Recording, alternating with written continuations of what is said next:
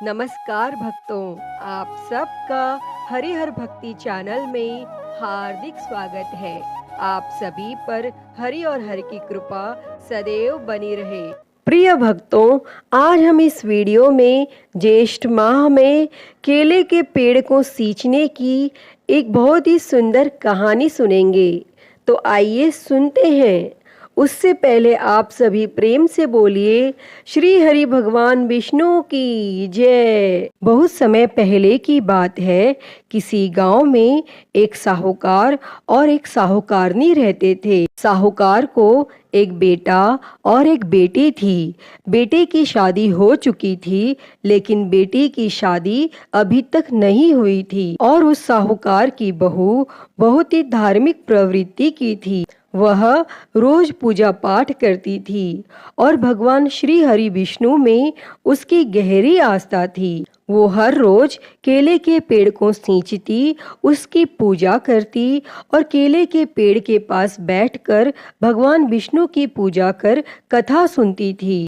और वो जब केले के पेड़ की पूजा करने और सींचने जाती तो अपनी ननन को भी साथ ले जाती थी और उसे भी कथा सुनाकर पेड़ सींचने को कहती थी। और साथ ही वह हर रोज भगवान से प्रार्थना करती है कि हे श्री हरि, मुझे एक पुत्र दो और आप मेरी मनोकामना पूरी करो। अगर आप मेरी मनोकामना पूरी करेंगे तो मैं अपनी ननन का विवाह आपसे कर दूंगी। और जब वो रोज केले को सींचने आती तो ऐसी ही प्रार्थना करती थी। फिर एक दिन भगवान ने सोचा कि यह रोज कहती है कि यदि इसे बेटा मिल गया तो वह अपनी ननन का ब्याह मुझसे करेगी, तो चलो इसकी मनोकामना पूरी कर देता हूँ और फिर देखता हूँ कि यह अपनी ननन का ब्याह मुझसे कैसे करती है।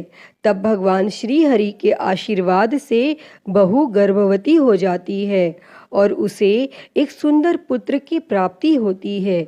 लेकिन बहू की मनोकामना पूरी होने पर वह अपना वचन भूल गई, लेकिन भगवान उसका यह वचन नहीं भूले। और जब उसका बेटा 1.25 महीने का हुआ और वो अपने मायके जाने लगी तो रास्ते में वही केले का पेड़ पड़ा जिसकी पूजा वह करती थी। और जब वो केले के पेड़ के पास से गुजरी तो उसमें से एक आवाज आई, अरे तुम तो कहती थी कि यदि पुत्र हो जाए तो अपनी ननन का ब्याह मुझसे कर दोगी। अब तुम अपना वचन पूरा क्यों नहीं कर रही? और यह सुनकर वह बहुत चौंक गई और आसपास देखने लगी, लेकिन उसे कोई नहीं दिखा। और उसका पति भी उसके साथ जा रहा था, लेकिन उसे कोई आवाज नहीं आई। इतने में दोबारा आवाज आई और वह दोबारा आसपास देखने लगी। तभी उसकी नजर केले के पेड़ पर पड़ी जो जोर जोर से हिल रहा था। उसे लगा कि आवाज केले के पेड़ से आ रही है और वह बहुत डर गई। तब उसे अपनी कही बात याद आ गई और फिर वह अपने बच्चे को लेकर जल्दी जल्दी वहां से चली गई।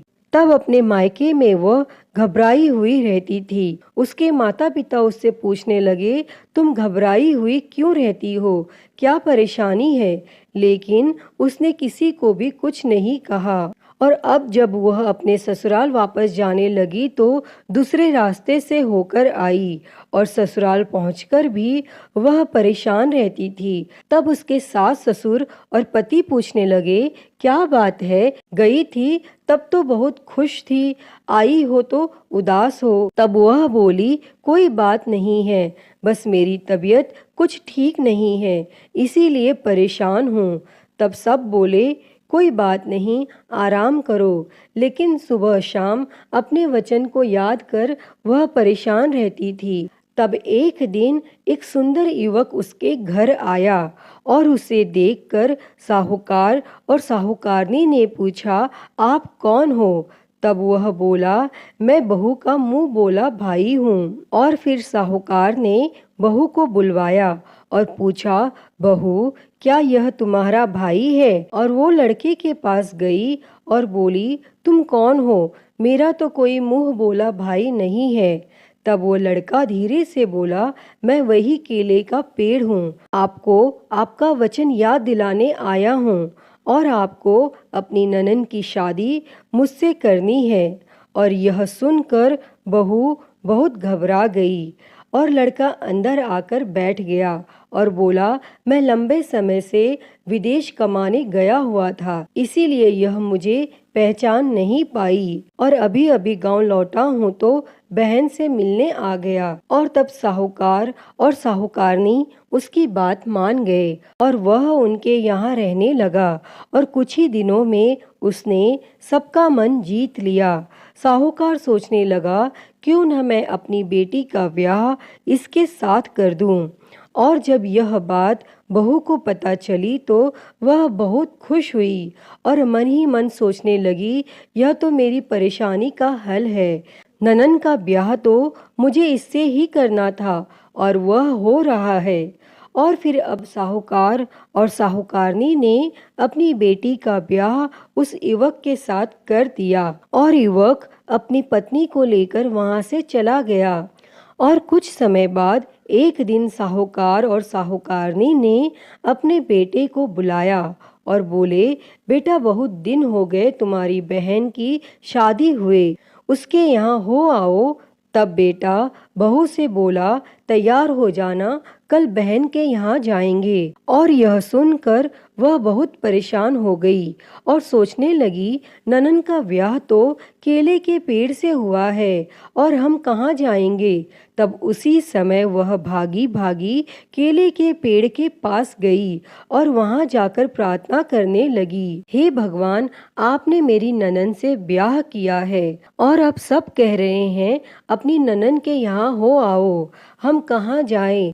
तब केले के पेड़ से आवाज आई, तुम चिंता मत करो, यहीं अपने पति को लेकर आ जाना, बाकी सब मैं देख लूंगा। तब वह बहुत खुश हुई और अपने घर आ गई। और फिर अगले दिन ननद के घर के लिए वे निकल गए और चलते चलते वह केले के पेड़ के पास आ पहुँचे और वहां आकर उसने देखा तो वहां केले का पेड़ नहीं था, बल्कि एक आलीशान महल खड़ा था। खूब नौकर चाकर घूम रहे थे। यह देख बहू आश्चर्यचकित रह गई और फिर अपने भाई भाभी को देखकर बहन बहुत खुश हुई और भाभी से बोली, भाभी, मुझे बहुत अच्छा ससुराल मिला है, मैं बहुत खुश हूँ। तब कुछ समय बाद बहू अपने पति से बोली, हमें घर वापस चलना चाहिए, बहुत देर हो गई है। और उसका पति बोला, इतनी जल्दी क्या है, अभी तो आए हैं, थोड़ी देर और रुकते हैं। लेकिन वह बोली, नहीं, हमें घर चलना चाहिए। और फिर वह दोनों अपने घर के लिए निकल गए। तब थोड़ी दूर ही पहुंचे थे कि उसका पति बोला, अरे मैं अपनी छतरी बहन के घर भूल आया हूँ, मैं वापस जाकर छतरी लाता हूँ। तब बहू मना करने लगी, नहीं नहीं, वापस मत जाओ। तो वह बोला, क्यों न जाऊं, मेरी छतरी रह गई है। फिर बहू बोली, तुम्हारी बहन का ससुराल है, बार बार जाओगे तो सब क्या सोचेंगे, छतरी रह गई है, रह जाने दो, हम दूसरी ले लेंगे। लेकिन उसका पति नहीं माना और वो वापस उसी स्थान पर पहुंचा तो देखता है बहन के महल की जगह एक केले का पेड़ खड़ा था और उस पर उसकी छतरी टंगी थी। और यह देखकर भाई को बहुत आश्चर्य हुआ। तब उसने अपनी पत्नी से कहा, तुम्हारे भाई का घर कहाँ गया, अभी तो यहीं था, सच बताओ ये तुम्हारा भाई कौन है, तुमने मेरी बहन की शादी किससे करवाई है। तब बहू बोली, घर चलो, मैं सब बताती हूँ। और फिर घर आने के बाद उसने अपने सास ससुर और पति को सारी सच्चाई बता दी और बोली, ननद की शादी केले के पेड़ से हुई है, भगवान से हुई है। और यह सुनकर वह सभी बहुत खुश हुए और बोले, बहू, तुम्हारी पूजा पाठ के फल स्वरूप हमारी बेटी का विवाह भगवान से हुआ है। हे श्री हरि विष्णु भगवान जी, जैसे केले के पेड़ को सींचने का फल आपने बहू और उसकी ननद को दिया, वैसा ही फल इस कहानी को सुनते, कहते और हुंकारा भरते को देना। तो बोलिए लक्ष्मीपति नारायण भगवान की जय।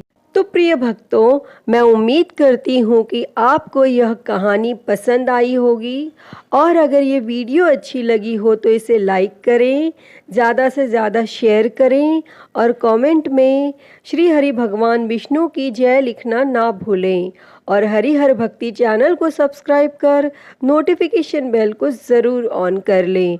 हर हर महादेव। धन्यवाद।